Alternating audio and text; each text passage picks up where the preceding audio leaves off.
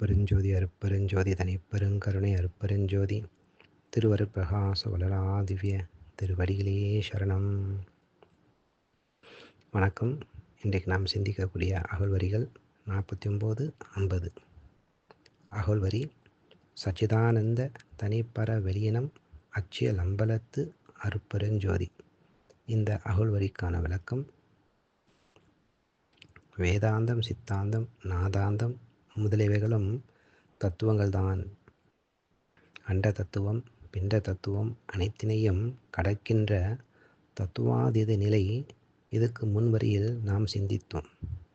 அந்த தத்துவாதீத நிலையில் கிடைக்கும் பொருள் எதுவாக இருக்கும்? அந்த பொருள்தான் சச்சிதானந்தம். சச்சிதானந்தத்தில் சத்து என்பது இயற்கை உண்மை, சித்து என்பது இயற்கை விளக்கம் அல்லது இயற்கை அறிவு, ஆனந்தம் என்பது இயற்கை இன்பம்.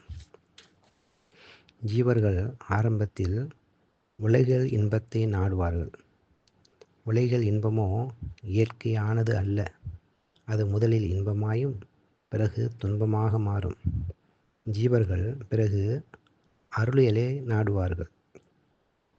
அருளியல் இன்பமானது இயற்கையானது.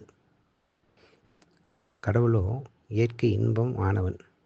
அதனால்தான் ஜீவர்கள் கடவுளை அல்லது அருளியலை நாடுகின்றார்கள். எல்லா தத்துவங்களையும் கடந்துவிட்ட நிலையில் தோன்றும் சுகமே சச்சிதானந்தமாகும். தேர் சக்கரம் பொருந்தி இருக்க அச்சாணி இருப்பது போல் இந்த உடம்பு அழியாமல் விளங்க நம் உடம்பில் அச்சாணியாக உள்ளது சிற்சபையே ஆகும். சச்சிதானந்த சுகத்தை தரவல்ல ஒப்பற்ற மேலான வெளி என்று சொல்லப்படுகின்ற அச்சாணி என விளங்கும் சிற்றம்பலத்து அருட்பெருஞ்சோதி என்பது இந்த வரிக்கு விளக்கமாகும். நன்றி.